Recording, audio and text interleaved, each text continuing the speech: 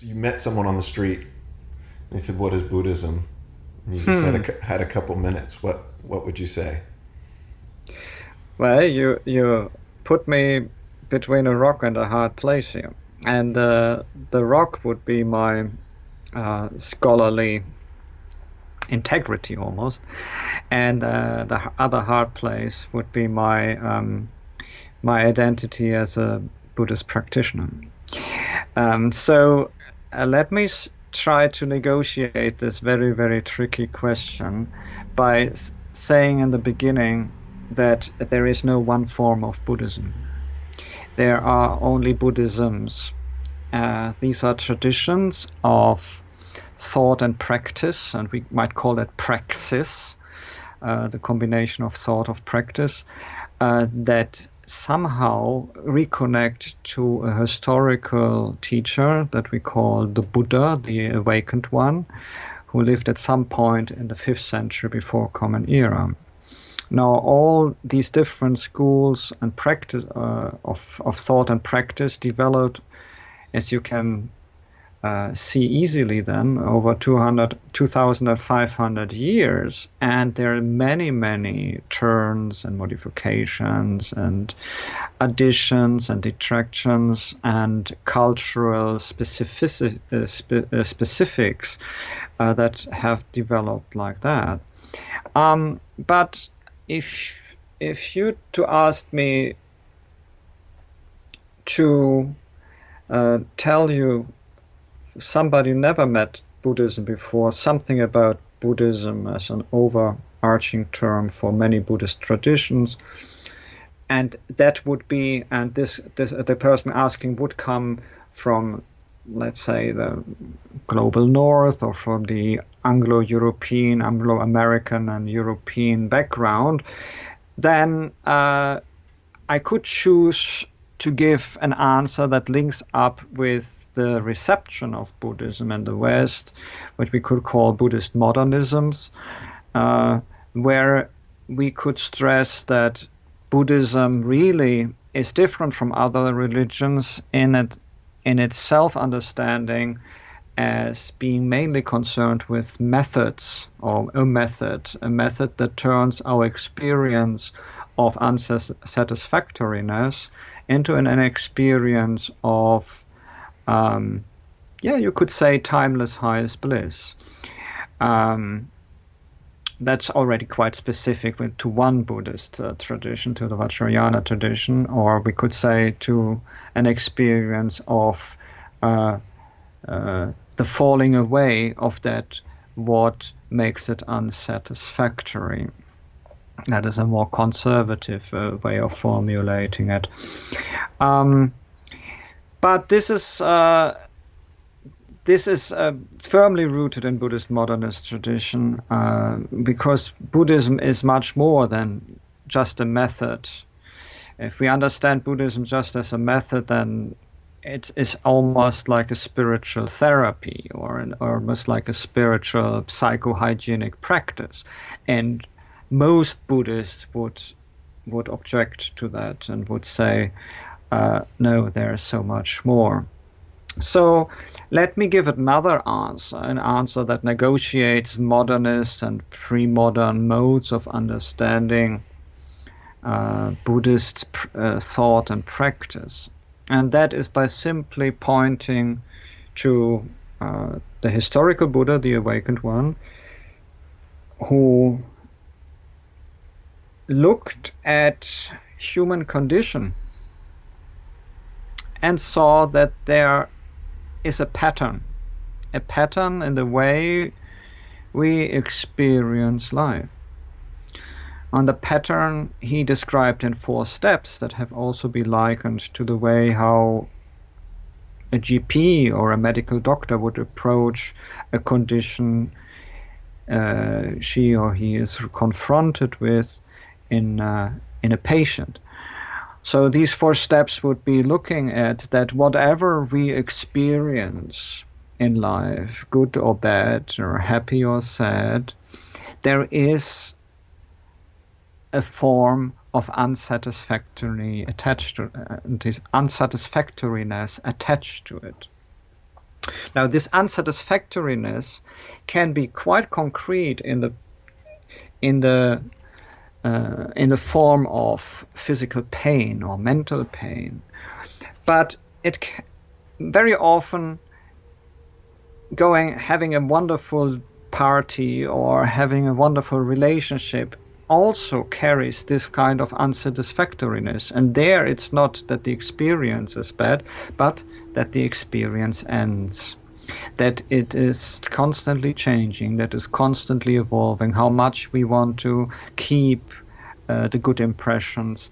They are always changing. So that is the suffering or the unsatisfactoriness of change. And on a more existential plane, the unsatisfactory lies within the contingency of human life itself. The experience of that true identity, core identity, as something static, something unchanging, is always out of reach, because we are experiencing the constant flux of change, impermanence, that's called in Buddhism. So this is the simple, almost trite, you could say, observation from which the Buddha started to look at what can we do to change our experience of suffering, of change, of impermanence, into the lack of permanent happiness, you could call it, into an experience of permanency, an experience of the falling away of that what what obstructs permanency. And here the core solution the Buddha found was, you could say, twofold. In first instance, he did not bother to deny any cultural, religious context, but he found when he was there in South Asia, what is now Nepal and India, he didn't need to deny that there were gods or spirits or demons. That was all cultural contexts. But what he found was that putting our trust in something outside our experience, a superhuman, supernatural being or supernatural realities, would ultimately not change this experience of lack, this lack of permanent happiness. So he identified the main cause of our unsatisfactory experience and the main solution as being located in the way we understand, we view and understand and experience reality, rather than looking at something outside. And so what do I mean with that? The Buddha saw that our grasping at a core, static, independent identity is the real problem.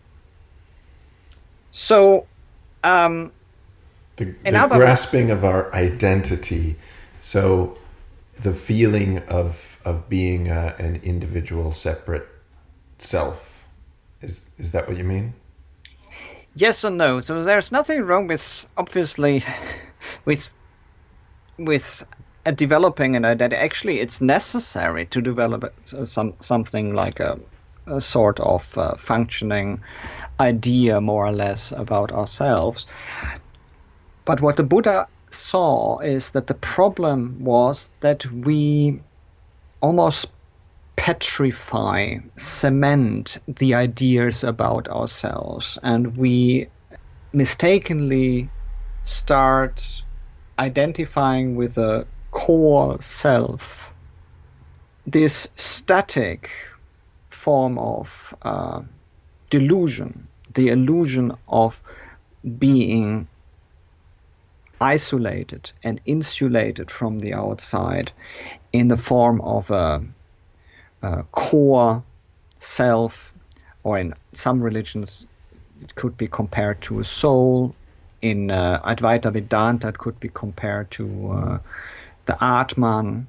In Sankhya you would maybe think about Purusha, although the play of Purusha and Prakriti is very, very different than in Advaita Vedanta, obviously.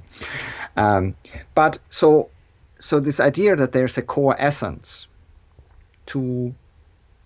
that we express in our lives somehow, that is standing in the way of actually experiencing reality in a satisfactory way.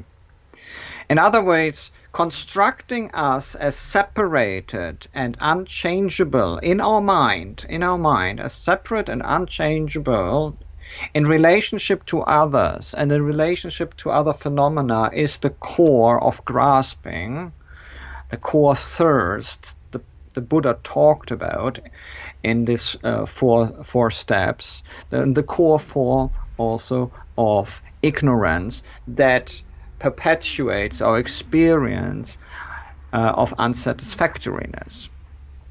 So, in other words, instead of looking at our reactions to situations and people and seeing that they are constant psychological interplays of what I feel attracted to, what I feel averted from, and what I'm confused about. So instead of seeing that there is an ever-changing flux and process of I want, I don't want, I don't know, we actually say, well, oh, that is me, that is mine, that am I. You know? And that insulates us from seeing the whole picture. The whole picture being that on the highest level, there is simply, like in a river, interconnectedness where the water, the H2 molecules, and all the other little things that make the water flow are both interconnected but also in flux.